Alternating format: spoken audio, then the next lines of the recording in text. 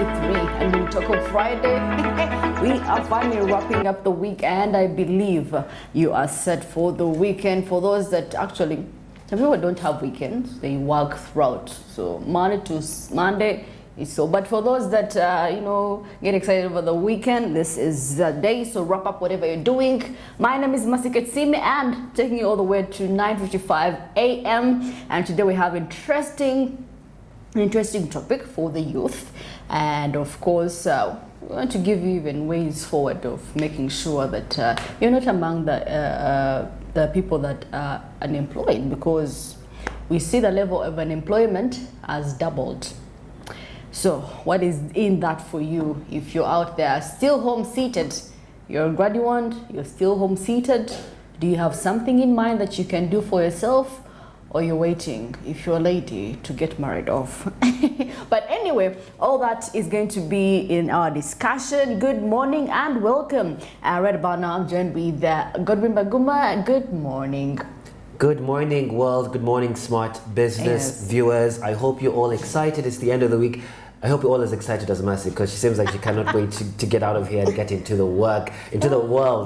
Because it's the end of the week. But I hope that you've had an amazing, productive week. We have a lot to talk about. Speaking of productivity, today we're really covering youth unemployment and the state of youth unemployment in Uganda, and how we can be able to curb it, and some ways in which you can be able to navigate this landscape. So we have a lot to discuss today, and I'm looking forward. Yes, and of course, don't forget that these conversations are proudly powered by Zabu. So Zabu is not a scam, guys. It is real. So definitely.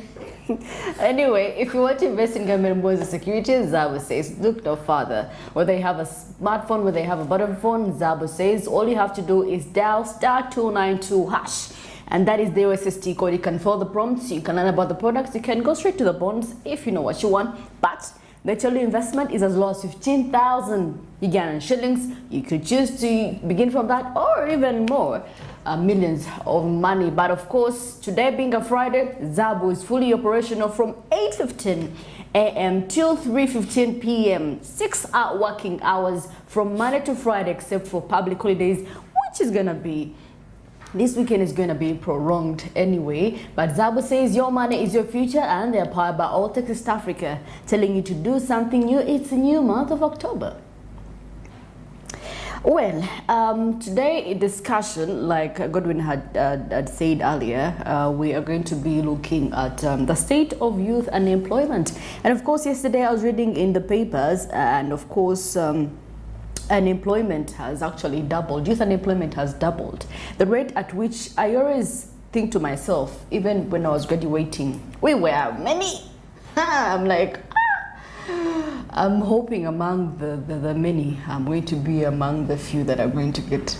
You know, it felt like a scam. Doesn't it feel like a scam? Speaking of scams, sometimes it does feel like when you're done with education, you got the best grades, you're top of your class, you did what your parents wanted to do, you paid a lot of money for education, and then you find out that the job market is limited, there's very few people, and especially where we are in Uganda, there's this issue of people being employed because of this nepotism here. Right? So it's who you know and who you know, so there's a huge disparity between the people who are really educated and have done the work and those that are being employed. So it's a very big problem. And we're seeing here in an article that, of course, the youth unemployment in Uganda is a serious problem according to the Uganda Bureau of Statistics. We see that the youth unemployment rate in Uganda was 6.58% in 2022. This means that over 6.5% of young people in Uganda between the ages of 15 and 24 are unemployed and are actively looking for work. So we see that's a huge problem right now, right? So there's people who are still looking for work, people that are educated, graduates that are still not getting work. So the youth unemployment rate in Uganda is higher than the national unemployment rate, right? Which is 3.3%. This is because young people are often less experienced and less educated than older workers, and they may have more difficulty finding jobs. And you know, Mercy, every time they're asking you to apply for a job and they're saying 10 years experience. Oh my goodness. You're just out of campus and they're asking you for 10 years experience. Where am I supposed to get this 10 years experience? Because in those 10 years I should have been building my experience, so I can't get 10 years out of air of experience and then apply for this job. So it's a huge problem, especially the high demands that these jobs have. really incredibly high demands. It's impossible to get work right now. I think on Tuesday there was a release, and of course the said minister for Youth and Children Affairs is the one that was giving a report on the performance, and she stated, they stated actually that the youth unemployment doubled, and of course that these projects that are coming up for skilling youth are saying, you know what, we are lacking funds, so we cannot enroll these guys because we do not have enough funds. Imagine that. And it's interesting, Mercy, we've had these conversations with her, and I always say the news predicts what's going to happen. I was at the Uma Showground, I've been there all week, right? And I'm very fascinated by the amount of young people that are starting to do their own startups. There are people that are starting their own small businesses, they're doing hubs, skincare products. So we're finding that people are starting to almost divest or diversify their portfolio to be able to create their own opportunities in a climate like Uganda where employment is very hard to find. So people are starting to create their own type of employment. So if you have any type of skill outside of what you are skilled in school, you're able, people are creating bracelets. I saw people who are selling bracelets, young people, 19, 20, people that are doing skincare products, people that are doing soap from their homes, right? People that are doing like all kinds of food products, beverages from their household, wine products. It was amazing to see that kind of initiative because we're in a space now because the employment rate is really, really low. People almost have to think outside of the box to be able to create their own opportunity in a way that could be a good thing because it's very impossible. People don't want to retire.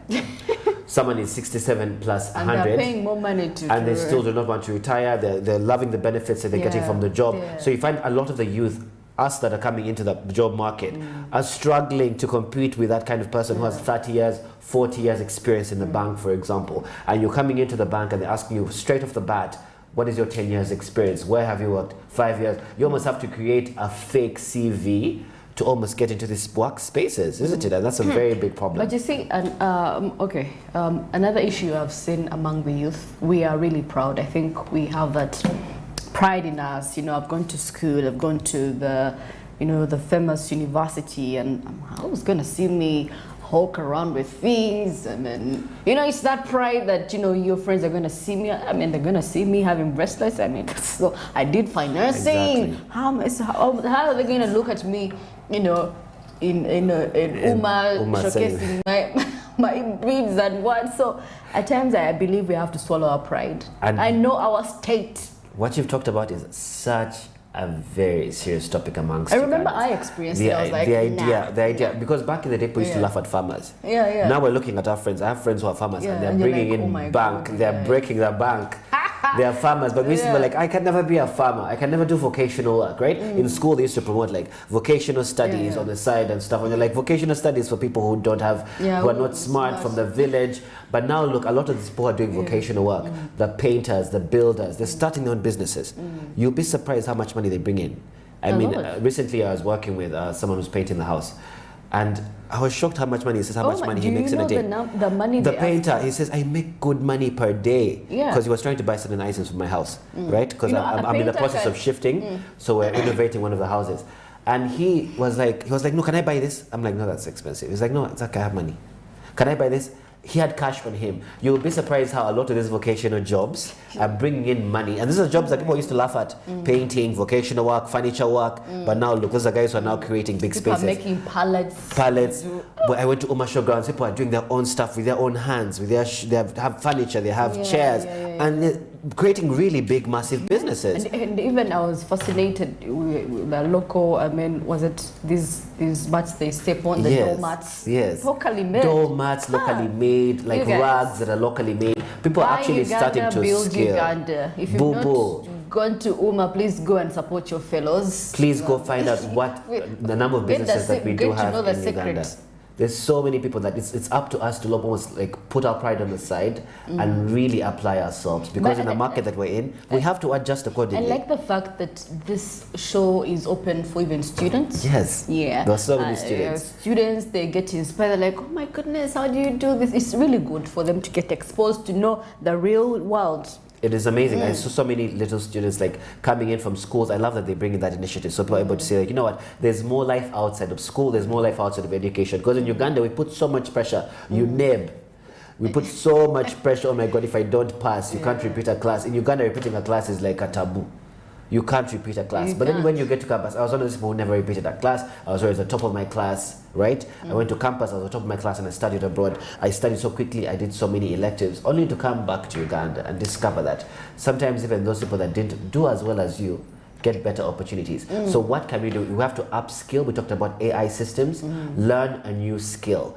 If you're good at sewing, the people who are selling crochet bags, people who are good at sewing, right?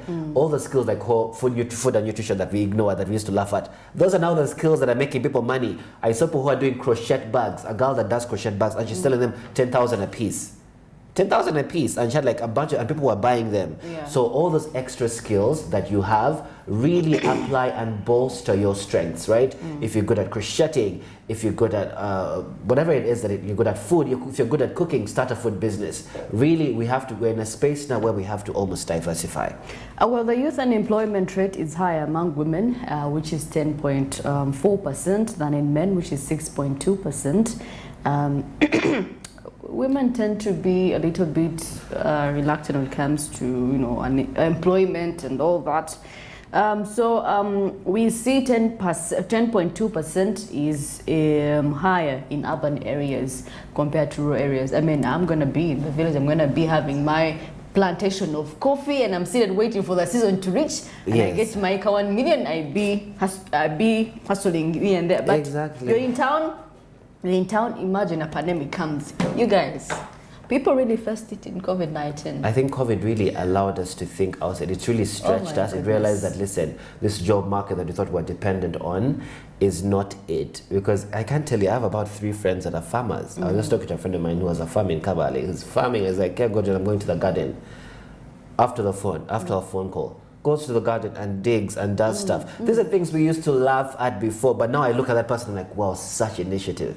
Yeah. Right? Because once his plants are in bloom and whatever, and it starts to sell, he starts to make a good buck, good money. You'll be amazed, much as we are into an era where maybe inheritance may not, property may not, but you may be surprised that most of these kids have land in the rural areas, but land free. It's amazing. And you can't think like, you know what, Dad, can I use this land in the meantime, right? Even people that are going through family squabbles, right? Land squabbles, land wrangles, and the land is just there taking space. You can say, you know what, let me use this land for a meantime. I can plant my maize, I plant my tomatoes. This is what my mother was also doing in one of the pieces of land, because the land is dormant, it's not doing anything. I talked about a friend of mine, a customer of mine, who's basically started doing gonja on the family land. It's supposed to be shared amongst all the elders, but no one has been doing anything with it. But then she had the brilliant idea this year to start planting gonja, and she started to make profit. It's been about 6 months that she's been doing this, and she's like, you know what, I don't have to wait to own the land. I can basically use it whilst it's just being there doing nothing. So I think COVID forced us to really stretch our brains and think out of the box. Yesterday I saw a young family that's doing hibiscus wine.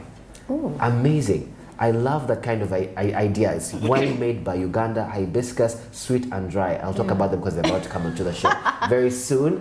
But it's exciting to see that kind of initiative by Uganda, and I'm all about boo-boo. So you know that. Buy Uganda, buy Uganda. But Uganda, much as we are actually really appreciating this, then we have to really understand really why it has now doubled. Yes. Why? Yes. As the youth unemployment doubled. Yes. But anyway, we shall be having these discussions later on. Looking at why this year, this year that the youth unemployment has doubled. Is it because people have now sat back and they're like, it's not worth it. Not worth it. The job will find me. Yeah, or maybe the jobs themselves have had stringent measures, or they're being harder employment rates. People don't want to retire, so it's harder for people to. Or maybe they do not have enough capital. Or the relevant skills, to start or the experience as jobs require. Anyway, let's get into what is happening into the press.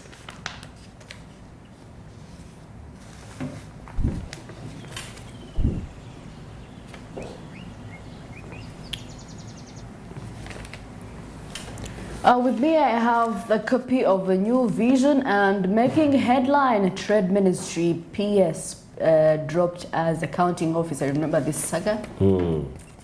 Yeah, there was a lot of, was it something related to corruption in there? Oh, and of course, Ministry of Health Payment Structure Scheme of Science, government okays 29 billion for teachers' circles.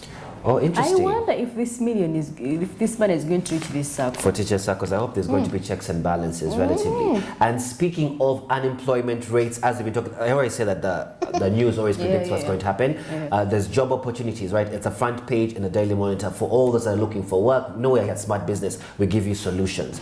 So we're seeing opportunities at Total Energies, Royal Danish Embassy, Medical Access Uganda, Gender Health Partners, and beyond. So please check out the Daily Monitor for job opportunities. We talked about youth unemployment. Please do not say we do not warn you. Pick up a newspaper and apply for the job.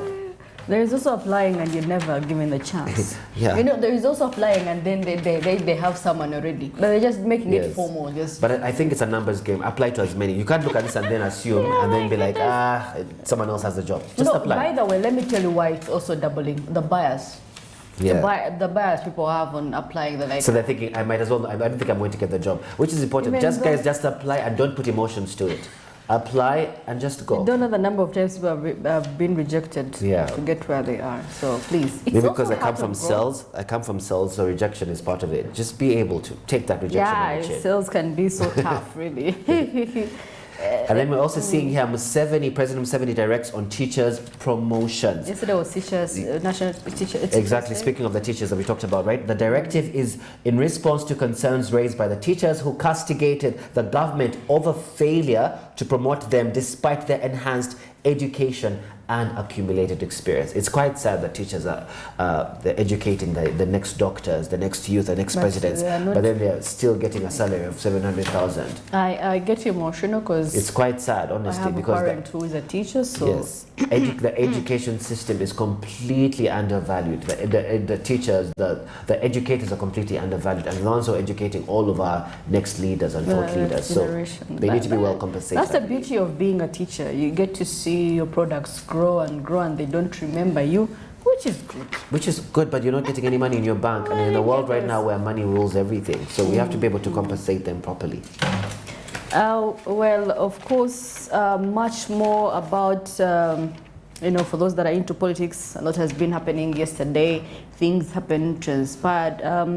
Of course, Museveni called for Pan-Africanism to achieve strategic security. And of course, prosperity is a solid foundation for security. And of course, he was with the Zambia Defense Services throughout this week, meeting different delegates from different countries, discussing security. And of course, speaking of security, we're able to see Bobi Wine was snatched off the Rwanda plane at Entebbe. It's all over the news, I think. It's such a conversation. Violence and violence. The opposition leader, who only weeks ago was straying the country and addressing mammoth leaders, has now accused the security forces of violating his right to freedom movement. That's quite interesting. And more of that we're going to discover in the news. Please pick up the Daily Monitor and the New Vision as we're going to... right about now, looking the traffic update. Anyway, today is a Friday and I'm seeing it's not a lot going on. It's not a lot going on. And of course, people are very few on the road because moving on well. So this is the Fairway Road. Yes, I think it's the Fairway Road. As I was coming, obviously, I used the Chibuli area, going through Access Road, and there wasn't any jam this morning, which is interesting. So I believe because it's a Friday, as you've always mentioned, Mercy, there's a culture around us. You know, we can predict how these things go. Fridays, Ugandans are chill because they're not worried anymore about their salary. Most of their salary has hit their accounts at this point. So they're like, you know what, I might look at how the cars are even moving. They're moving so slowly. This is the Fairway route. That's the route that goes all the way to Garden City. Sorry, to Akasha Mall. That's Akasha Avenue Road. So we're at Fairway. We're saying the route is slowly moving. There's a slight bit of jam, but the road is moving. I don't think it's as heavy as it was yesterday, which is good. So if you're coming from that area, if you're going to use Owen Road, if you're using Kira area, and you're turning into, you want to go to the Fairway area, that part is relatively moving. The jam isn't as heavy. I don't see any traffic officers on the road. So they must be around the traffic lights. It must be around the traffic lights, yes. That's the area with the traffic lights. But going, that's coming now, coming from that area of Akasha Avenue, coming towards the roundabout at Fairway. The jam is there, but moving slightly. So going towards Akasha Mall, I'm seeing there's barely any jam, there's barely any cars on the road as it's moving. You know, actually, Godwin, is a time I observed and I realized Ugandans are rich. I saw like 10 cars being penconis following each other. I'm like, Oh, wow. Let me tell you, and, this is paid for cash. What is happening? Because we still don't have those systems that we're paying for like those, people pay for that cash. Trust me, Ugandans have like money. they come with a bag like bags of cash, not even bank transfer. You'll be surprised. It's amazing, right? Oh my goodness. So that there's barely any jam along that road. If the camera is able to pan a little bit, we'll be able to see what's happening from the Mulago Road, coming from Mulago and Nankulabi area. I bet right now is a perfect time to move. Anyway, being a Friday, the jam typically isn't as heavy around this time at 7:23. Yes, so we're seeing the borders moving. So right now is a perfect time to be able to move. So if you're planning to get into town, yes, so we are able to pan to this side, and we are able to see the cars coming from the Mulago area. Yeah, Wandegea as well. Wandegea, Nankulabi area, all of those are bleeding in to that area. We're seeing that the cars are moving. Oh God, Ansana, all that. So the roads are moving. There's a traffic officer, so it's relatively stable at this time. It's not so bad. However, I would always, as I always say, keep precaution before it gets to 8 a.m. You know, it's going to get heavy around that time because it is a Friday. Jams tends to get heavier towards the end, like 9 a.m., 8:30.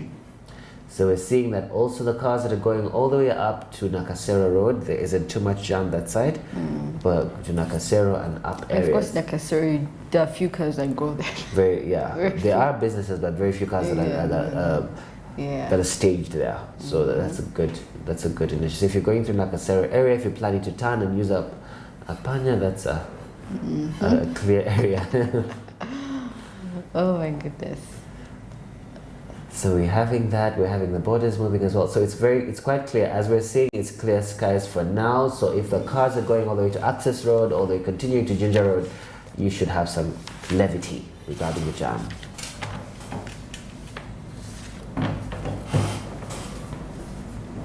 Of course, those are the ones that are coming in from Garden City area, coming in from Access Road, going all the way to Mulago, going all the way to Wandegea. Oh boy, say that end, all that end. And of course, that's it. I think that there's traffic because cars are not moving. Literally, that's going towards Access Road. It seems that there's no jam at all from this point, which is good. So this is a perfect time for people to move. If you're running late, this is good. Well, that brings us to the end of traffic update. So get yourself running and just know everything is smooth. And of course, don't forget that this conversation are proudly brought to you by Zabu. So if you want to invest in government-bond security, Zabu says your money is your future. So investment is as low as 15,000 Ugandan shillings. All you need to do is dial *292#. And of course, that is their SST code just for the prompts. You can learn about the product, you can sell, you can buy, you can go straight to the bonds. You could choose to invest more than 15,000. You could choose to invest 1 million, 2 million, regardless. Whichever Zabu says, you're going to get something out of it at the end of the day. So reminded that today is Friday and Zabu is operational. Just a few minutes from now, Zabu is going to be opening its doors to the public from 8:15 a.m. till 3:15 p.m. 6 working hours from Monday to Friday, except for public holidays and weekends. So tomorrow, don't bother looking for Zabu because they're also on holiday. They are powered by All Tax East Africa, telling you to do something new is October. And of course, we go for a short break and we shall be back with East African business news and international. Don't go away.